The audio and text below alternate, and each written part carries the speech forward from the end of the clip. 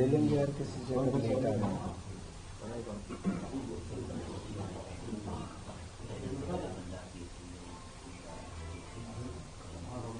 तो। कहाँ पहुंचे? 2 मिनट एक्चुअल 2 मिनट है क्या?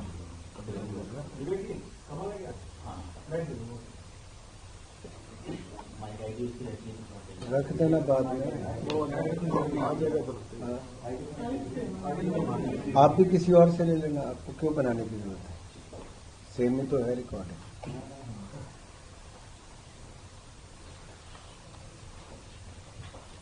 नमस्कार साथियों, आज हम सभी हिमाचल प्रदेश के सांसद, मेरे दाहिनी ओर माननीय सुरेश कश्यप जी जो शिमला के लोकप्रिय सांसद हैं लोकसभा के, माननीय हर्ष महाजन जी जो माननीय राज्यसभा के सांसद हैं, पूर्व में मंत्री रहे हैं, माननीय सिकंदर कुमार जी जो हमारे राज्यसभा के सांसद हैं और प्रदेश महामंत्री हैं भारतीय जनता पार्टी के, माननीय राजीव भारद्वाज जी कांगड़ा लोकसभा क्षेत्र के सांसद हैं और प्रदेश के उपाध्यक्ष हैं भारतीय जनता पार्टी के, और मैं अनुराग ठाकुर, मैं हमीरपुर संसदीय क्षेत्र से सांसद हूं।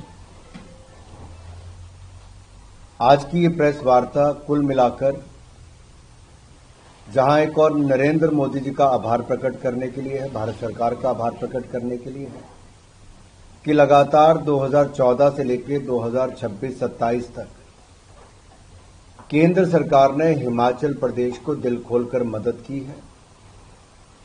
और सबसे बड़ी बात यह थी कि जो कांग्रेस ने यूपीए के कार्यकाल में हिमाचल प्रदेश का विशेष राज्य का दर्जा छीन लिया था, वो नरेंद्र मोदी जी ने आके हिमाचल प्रदेश को विशेष राज्य का दर्जा दिया। यानी कि 90% पैसा केंद्र सरकार देता है, मात्र 10% पैसा हिमाचल प्रदेश को देना पड़ता है। इससे हिमाचल को बहुत बड़ा लाभ मिला। और दूसरा,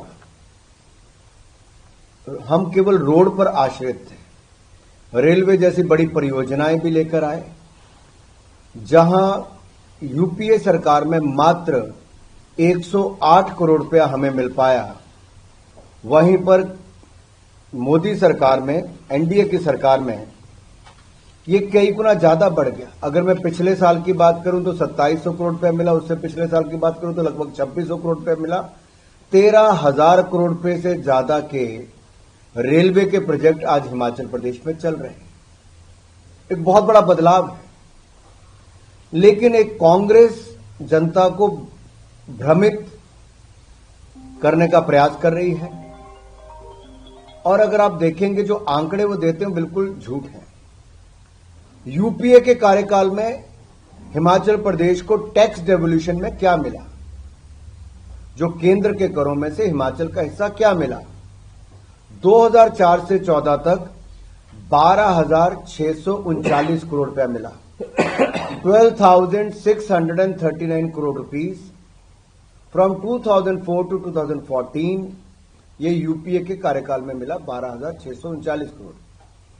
एनडीए के सरकार में मोदी जी के नेतृत्व में 2014 से 2026 तक 76,799 करोड़ रुपए मिला, 76,799 करोड़ रुपीस, जो लगभग 64,100 करोड़ रुपया ज्यादा है। इतना बड़ा बदलाव। अगला आंकड़ा मैं आपको बताता हूं, grant in aid from Government of India, जो अलग अलग प्रोजेक्ट्स के माध्यम से मिलती। यूपीए के कार्यकाल में 2004 से 14 तक grant in aid from Government of India 50,298 crore रुपए मिला, 50,298 करोड़ रुपीस। जबकि एनडीए के कार्यकाल में मोदी जी ने 1,40,000 करोड़ रुपया दिया है, 1,40,000 करोड़ रुपीस। कहां 50,298 करोड़, कहां 1,40,000 करोड़, यानी कि 90,000 करोड़ रुपया ज्यादा हमने दिया है। और एक नई जो शुरुआत हमने कोविड के समय की थी, आपको याद होगा, जब राज्य की सरकारों को हमने सेंट्रल असिस्टेंस देनी शुरू की, एक special assistance to state for capital investment, ताकि आधारभूत ढांचे पे इंफ्रास्ट्रक्चर खड़ा करने पे राज्य तय करे कि उसको कहां पे पैसा खर्च करना है। हमने 500 करोड़ रुपए से उसकी शुरुआत की थी। बगैर ब्याज के वो पैसा है 50 साल बाद आपको देना है। कितने दिए? यूपीए की सरकार में 10 साल में जीरो ग्रांट मिली हिमाचल प्रदेश को। लेकिन स्पेशल असिस्टेंस मोदी सरकार में पिछले 5-6 सालों में 8,309 करोड़ रुपया मिला है। अगर मैं केवल ये 3 आंकड़ों को ही बताऊं तो भी इतना बड़ा फर्क इसमें है कि लगभग 1.5 लाख करोड़ रुपया भारत सरकार ने ज्यादा दिया है। अब एक बात जो मैं यहां पे कहना चाहता हूं, स्पेशल असिस्टेंस 533 करोड़ दिया हमने 20-21 में, 800 करोड़ रुपया दिया 21-22 में, 651 करोड़ रुपया दिया 2022-23 में, 1516 करोड़ रुपया दिया 23-24 में, 24-25 में 2381 करोड़ रुपया दिया और 2025-26 में 2448 करोड़ रुपया दिया। दिल खोलकर मोदी सरकार ने मदद की है। अब जब रेवेन्यू डेफिसिट ग्रांट की बात करते हैं, उससे पहले मैं कुछ बातें आपके सामने और रखना चाहता हूं। जो additional grant assistance externally aided project, जो विदेशी पैसा मिलता है, उसमें भी केंद्र सरकार को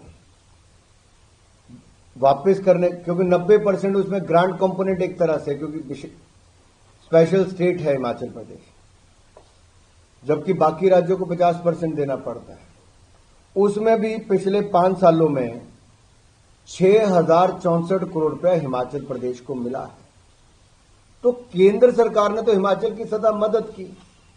यही नहीं, 2026-27 में 2911 करोड़ रुपया रेलवे के लिए, रेल प्रोजेक्ट्स के लिए भारत सरकार ने दिया है। एम्स जैसा अस्पताल, इतना बड़ा अस्पताल 1471 करोड़ रुपए का भारत सरकार ने दिया। 500 करोड़ रुपए सेंट्रल यूनिवर्सिटी के लिए दिया। आईआईएम सिरमौर के लिए 531.75 करोड़ रुपए खर्च किए। ट्रिपल आईटी ऊना के लिए 64 करोड़ रुपया दिया। मेडिकल कॉलेजेस के लिए लगभग 720 करोड़ रुपया केंद्र सरकार ने दिया। बल्क ड्रग पार्क ऊना में 1000 करोड़ रुपया उसके लिए दिया। मेडिकल डिवाइस पार्क जो 300 करोड़ रुपए से ज्यादा का बनेगा नालागढ़ में, उसके लिए पैसा। तो केंद्र सरकार ने पैसे की कहीं कोई कमी नहीं छोड़ी। एक बात यहां पर और आती है कि आखिरकार रेवेन्यू डेफिसिट ग्रांट बंद क्यों हुई और उसकी जगह कहां पैसा मिलेगा। रेवेन्यू डेफिसिट ग्रांट पहले जो राज्यों को मिलती थी वो 17 राज्यों को मिलती थी।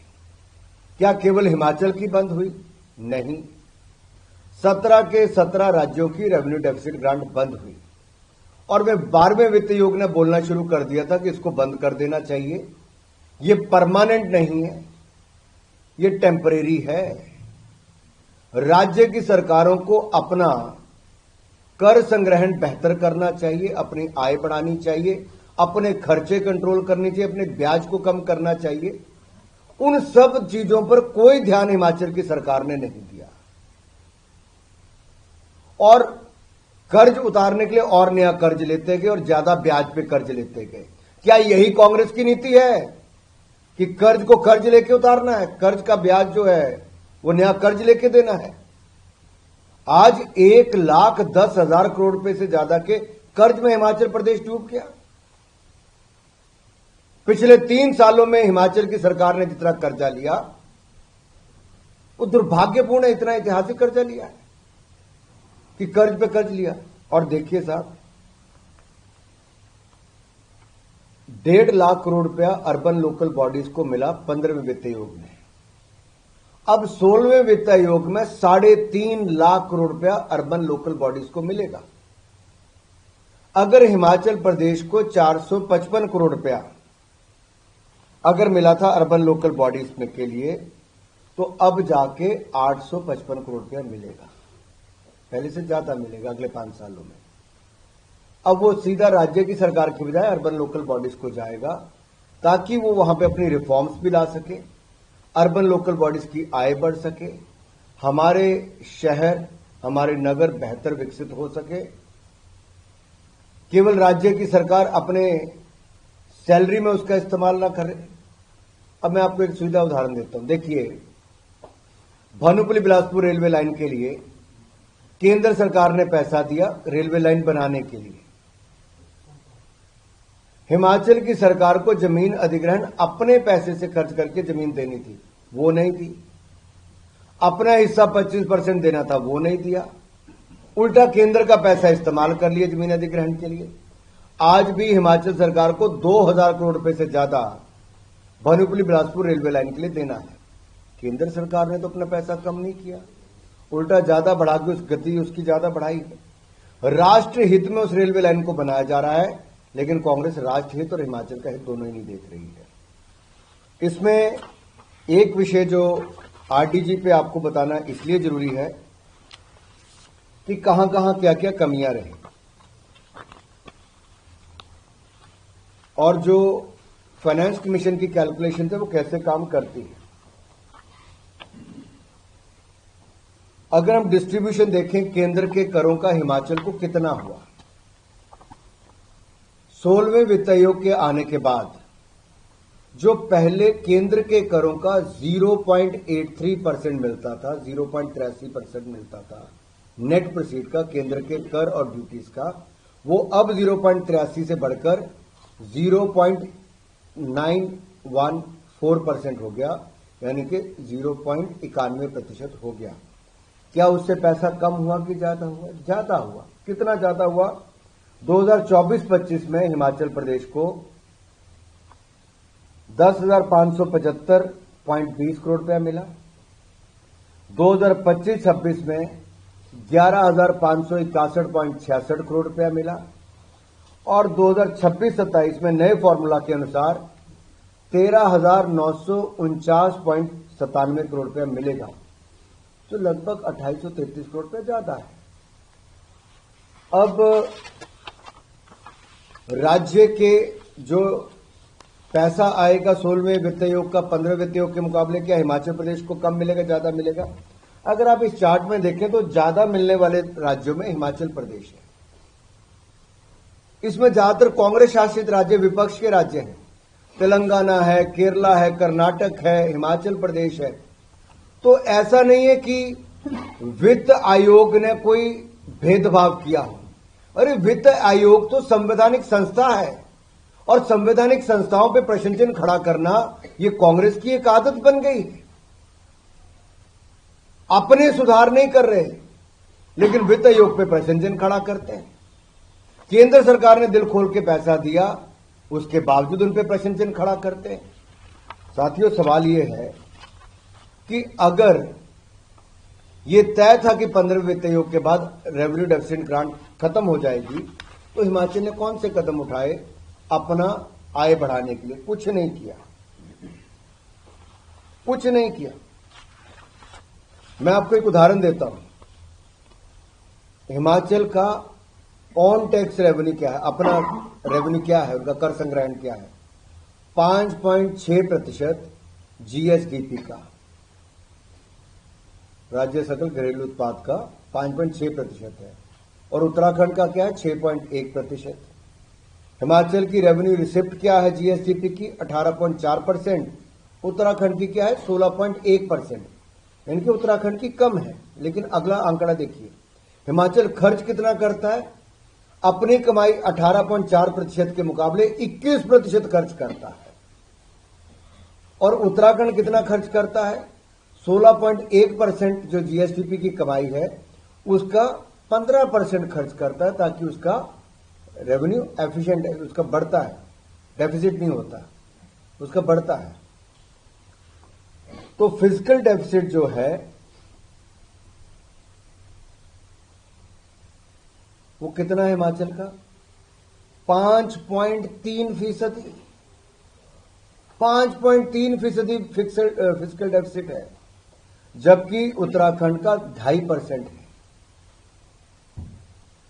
अब हिमाचल अगर सुधार नहीं कर रही कांग्रेस की सरकार, तो इसमें क्या करेंगे? हिमाचल का रेवेन्यू डेफिसिट जो है वो 2.6% है और उत्तराखंड का सरप्लस है 1.1%। ये भी पहाड़ी राज्य हैं।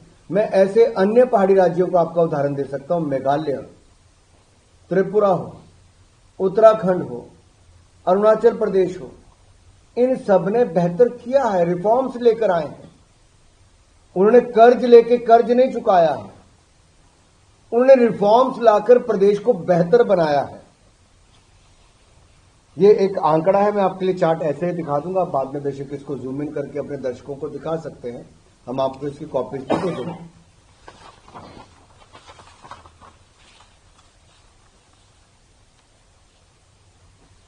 साथियों, ये स्टेट वाइज ब्रेकडाउन है, डेट कितना और फिस्कल डेफिसिट कितना है। अगर आप इसमें देखेंगे तो हिमाचल कहां खड़ा है। ये कुप्रबंधन जो है वित्त का, ये कौन कर रहा है? वित्त विभाग किसके पास है? माननीय मुख्यमंत्री जी के पास वित्त विभाग है। 3 साल में कहां पे लाके खड़ा कर दिया? हिमाचल को कर्जे में डुबो दिया। और देखिए, फिस्कल डेफिसिट 5.3%, रेवेन्यू डेफिसिट 2.6% और कुल लायबिलिटी जो है 42.8% है। इसमें बाकी राज्यों का भी दिया, कौन कहां पे खड़ा है।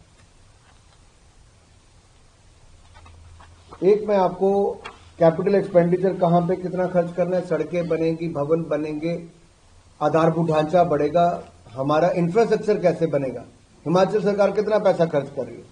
सबसे फिसड्डी साबित हो रही कांग्रेस की सरकार, सबसे नीचे चार्ट में दिख रहा है। तो हिमाचल जो एक बहुत तेजी के साथ विकास करता था, चाहे पुरानी कांग्रेस की सरकार हो या बीजेपी की सरकार हो, आज हिमाचल पीछे क्यों जा रहा है? आर्थिक कुप्रबंधन के कारण, कुव्यवस्था के कारण, वहां पर मित्रों को लाभ पहुंचाने के कारण और कर्ज पे कर्ज लेकर कर्जे को डुबाने के कारण। इतना मुझे अपना विषय रखना था। मैं अपने सभी माननीय सांसदों से अनुरोध करता हूं, इस विषय के साथ साथ जो जो ऐड करना है वो अपनी ओर से ऐड कर सकते हैं।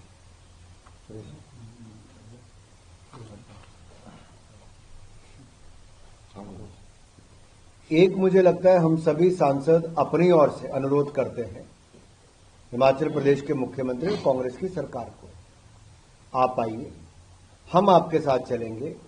ये जो आपने कर्ज ज्यादा ब्याज दर पे ले रखा है, उस ज्यादा ब्याज दर वाले कर्ज को कैसे कम ब्याज दर वाला किया जाए, आपका ब्याज कैसे कम हो, हिमाचल पे बोझ कैसे कम हो, भारत के वित्त मंत्रालय के साथ हम आपके साथ बैठे।